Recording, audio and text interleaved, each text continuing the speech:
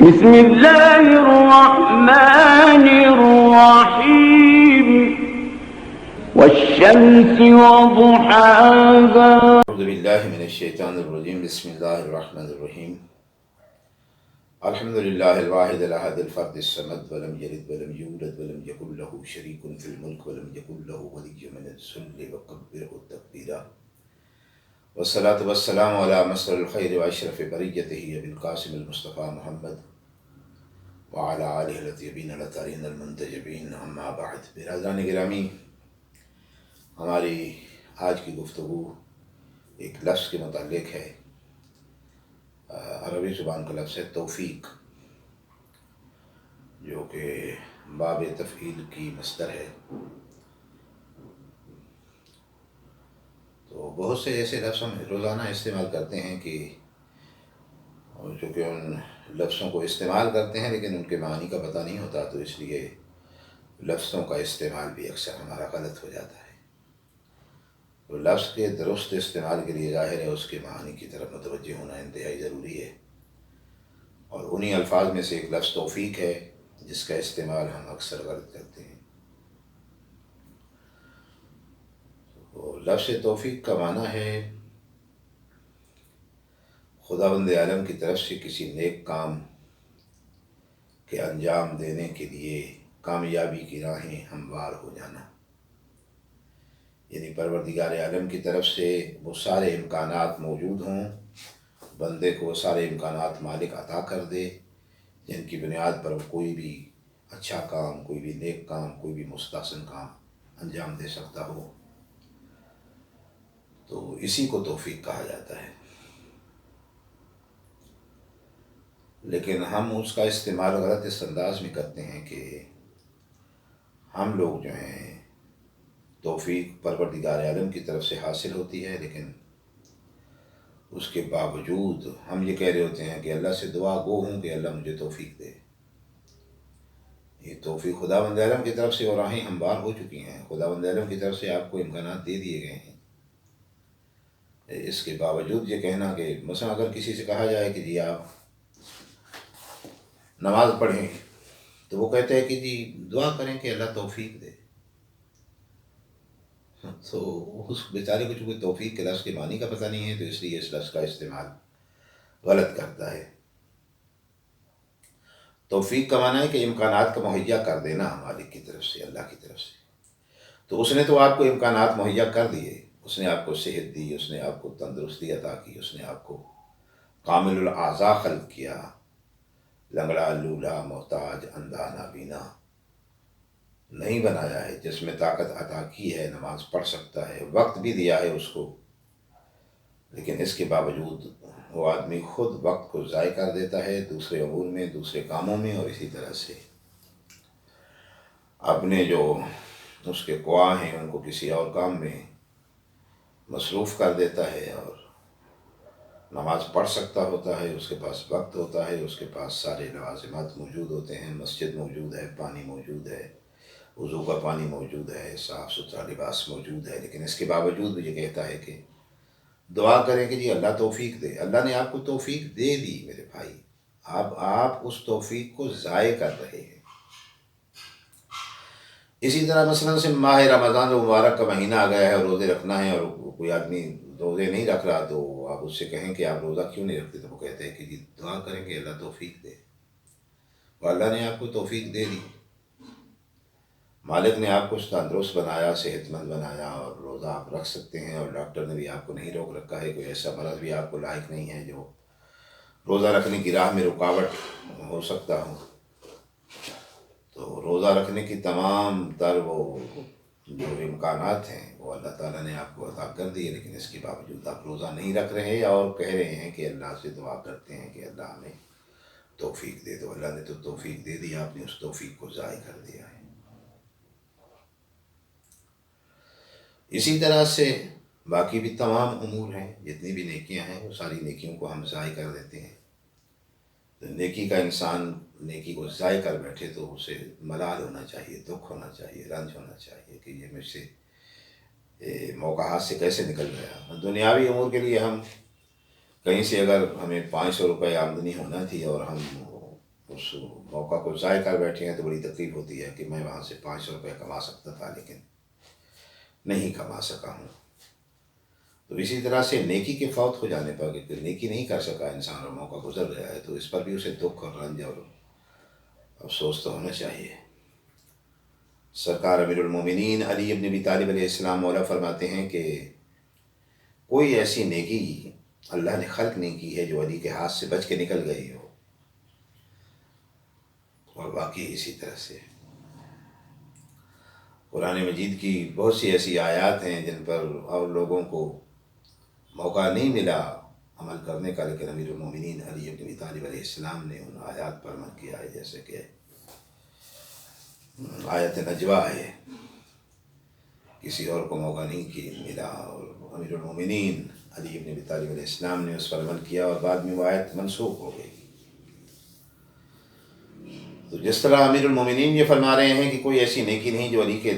کے ہاتھ سے دامن بچا کے نکل جائے، تو اسی طرح سے جو امیر المومنین کے چاہنے والے اور ماننے والے اور ان کے شیعہ ہوں انہیں بھی تو یہی چاہیے نا کہ وہ کسی موقع جو کسی نیکی کا ہاتھ سے نہ جانے دیں اور کسی نیکی کو ضائع نہ کریں، لیکن ہم اپنی نیکیاں خود ضائع کرتے چلے جاتے ہیں۔ بلکہ آج کے دور میں ہم یہ دیکھ رہے ہیں کہ بہت سے لوگ ایسے ہیں معاشرے میں موجود ہیں کہ جن کی نگاہوں میں مستحبات کی اہمیت ہے لیکن واجبات کی اہمیت بالکل بھی نہیں ہے۔ واجبات کو چھوڑ دیتے ہیں اور مستحبات پر عمل کرتے ہیں، حالانکہ نبی کریم صلی اللہ علیہ وآلہ وسلم نے امیر المومنین علی ابن ابی طالب علیہ السلام سے فرمایا تھا کہ یا علی،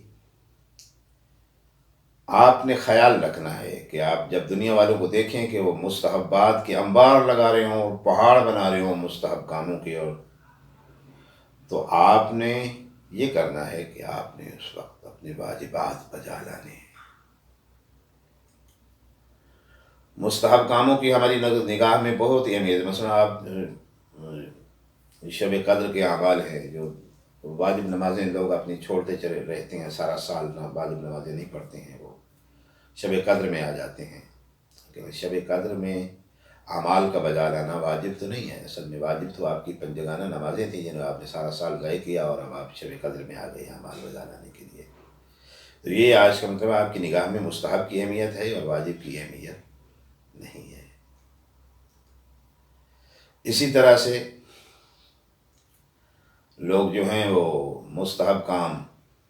اور بہت سے ایسے مستحب کام ہیں جو کرتے ہیں اور واجب کام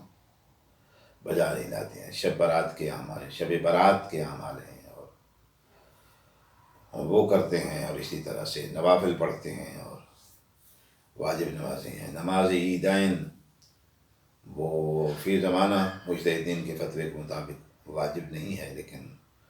اس کے لیے بڑا اہتمام کیا جاتا ہے اور اسے پڑھتے ہیں۔ اور جو واجب نمازیں ہیں ان کے بعد کچھ لوگ ایسے بھی ہیں جو صرف عیدین کی نماز، سارا سال میں عیدین کی نماز پڑھتے ہیں بس آ کر، حالانکہ وہ واجب نہیں ہے، فی زمانہ واجب نہیں ہے۔ اسی طرح سے عزاداری امام حسین علیہ السلام بھی ہے، وہ ہر فرد پہ واجب تو نہیں ہے لیکن عزاداری کرتے ہیں، اور جو واجب نمازیں ہیں وہ نہیں پڑھتے، جو روزے ہیں وہ نہیں رکھتے، اسی طرح سے زکوٰۃ ہیں وہ ادا نہیں کرتے، وہ واجب ہے اس کی طرف متوجہ نہیں ہے، خمس ہے واجب ہے اس کی طرف متوجہ نہیں ہیں، اور وہی لوگ جو خمس کا واجب چھوڑ کے بیٹھے ہیں اور جو زکوٰۃ کا واجب چھوڑ کے بیٹھے ہیں، جن کے متعلق قرآن مجید میں بار بار کم از کم 70 مرتبہ خداوند نے ارشاد فرمایا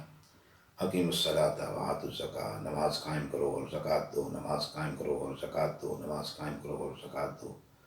اور قرآن مجید جہاں بھی لفظ زکوٰۃ استعمال کرتا ہے زکوٰۃ دو، تو اس کا مطلب صرف زکوٰۃ واجب نہیں ہوتی بلکہ تمام، اس میں خمس بھی، قرآن خمس کو بھی زکوٰۃ ہی کہتا ہے۔ اسی طرح سے قرآن مجید جو زکوٰۃ مستحب ہے اسے بھی زکوٰۃ کہتا ہے، قرآن مجید صدقہ کو بھی زکوٰۃ کہتا ہے۔ جو امیر المومنین نے حالت رکوع میں جو انگوٹھی دی تھی وہ زکوٰۃ واجب نہیں تھی، وہ صدقہ تھا، صدقے کے نیت سے انگوٹھی دی تھی، لیکن خداوند عالم نے اسے بھی زکوٰۃ فرمایا ہے۔ تو خداوند عالم جب قرآن مجید میں ارشاد فرماتا ہے کہ نماز پڑھو، نماز قائم کرو اور زکوٰۃ دو، تو اس کے مطلب کہ سارے اپنے واجبات جو ہیں انفاق فی سبیل اللہ وہ کرو تم، لیکن ہمارے معاشرے میں یہ ہے کہ عزاداری کے حوالے سے اور مجالس کے حوالے سے اور جلسوں کے حوالے سے 10-10 15-15 اور 20-20 لاکھ روپے خرچ کر دینے والے،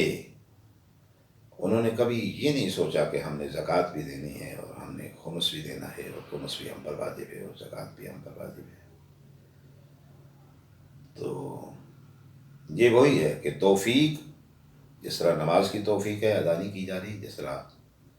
روزوں کی توفیق ہے روزے کی اور وہ ادا نہیں کیا جا رہا ہے، نہیں رکھا جا رہا ہے، اور اسی طرح سے زکوٰۃ کی توفیق تو ہے لیکن وہ ادا نہیں کی جا رہی، خمس کی توفیق تو ہے لیکن وہ ادا نہیں کی جا رہی۔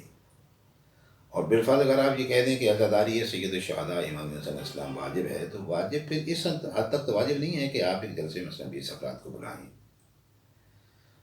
یا اس حد تک تو واجب نہیں ہے کہ آپ جو ہیں ایسوں کو بلائیں کہ جو لاکھوں روپے نیاز لیتے ہوں، فیس لیتے ہوں، ایسوں کو بلائیں، یہ تو واجب نہیں ہے کم از کم۔ تو آپ اگر ذہن میں یہ سوچیں کہ زکوٰۃ بھی واجب ہے اور خمس بھی واجب ہے اور وہ چیزیں واجب ہیں، اور یہ جو ہے سلسلہ مجلس کا عزاداری کا یہ مستحب ہے، تو پھر سب سے پہلے تو ہم سب لوگ زکوٰۃ واجب ادا کریں گے اور اپنا واجب جو خمس ہے اس کو ادا کریں گے، اور سب سے پہلے جو مستحقین ہیں ان کی مدد کریں گے، اور اس کے بعد جو ہمارے پاس مال اللہ کی طرف سے دیا ہوا مال بچ جائے گا تو یقیناً ہم عزاداری پر بھی خرچ کریں گے، وہ بھی عبادت ہے، ثواب ہے، لیکن اس کے لیے یہ قطعاً ضروری نہیں ہے کہ اس کے لیے اس انداز میں لاکھوں روپے خرچ کیے جائیں۔ اور جو مستحق لوگ ہیں جن کو مجالس میں بلانا چاہیے، جن کی بات سننی چاہیے، جن کے جو قرآن مجید کی روشنی میں بات کرنے والے ہوں، جو حدیث اور روایت کی روشنی میں بات کرنے والے ہوں اور جھوٹ بولنے والے نہ ہوں ممبر پر، ان کو چھوڑ کر پھر ایسے لوگوں کو بلانا کہ جو دکاندار ہوں، جو بازاری ہوں، اور جو جاہل ہوں، جو لا علم ہوں، جو نہ جانتے ہوں، جن کی کوئی تحقیق نہ ہو، اور ہم یہ معیار قرار دیں کہ جس کی آواز اچھی ہے، جس کی شکل اچھی ہے، جس کا نام چڑھا ہوا ہے اور جو نامور ہے، اور اسی کو بلانا واجب ہے، اور لوگ مجمع تبھی آتا ہے اور لوگ تبھی آتے ہیں، اور واہواہ تبھی ہوتی ہے اور لوگ تبھی کہتے ہیں کہ یہ بہت بڑا جلسہ ہوا تھا۔ یہ تو کوئی بات نہیں ہے عزیزان گرامی، توفیقات کو سمجھنا چاہیے۔ اور اکثر ایسا ہوتا ہے کہ جو انسان اپنی توفیقات کو ضائع کر دیتا ہے، یعنی خداوند امکانات دیتا ہے اور پھر بندہ جو ہے ان توفیقات کو استعمال نہیں کرتا اور ضائع کرتا ہے، ان امکانات کو ضائع کر دیتا ہے، تو پھر خداوند علمدار ہو کے آخر ان توفیقات کو اپنے اس بندے سے سلب کر لیتا ہے، چھین لیتا ہے کہ ہم نے تمہیں آزمانے کے لیے تیری توفیقات تجھے دی تھیں، لیکن تو نے ان توفیقات کا صحیح استعمال نہیں کیا ہے، اس لیے ہم تیری توفیق کو سلب کر رہے ہیں۔ اور یہ وہ وقت ہوتا ہے جس منزل پر انسان بیٹھ کر کافی افسوس ملتا ہے اور کہتا ہے کہ بہت افسوس ہوا، یہ ہم سے غلطی ہو گئی، ہمیں ایسا نہیں کرنا چاہیے تھا، پتہ نہیں کیسے ہو گیا۔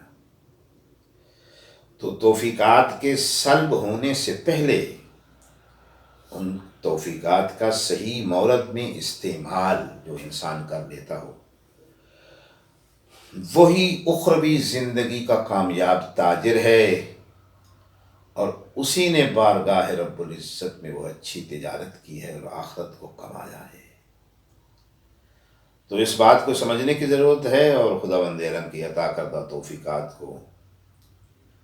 استعمال کرنے کی ضرورت ہے۔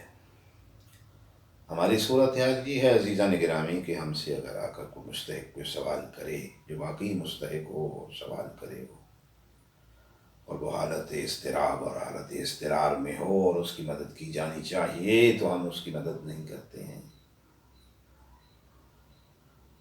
اور بعض مقامات میں یہ دیکھا گیا کہ صرف مدد نہیں کرتے بلکہ ساتھ توہین بھی کرتے ہیں، اپنے زبان سے، اپنے لفظوں سے، اور لوگوں کے سامنے بھی اس کی تذلیل کرتے ہیں۔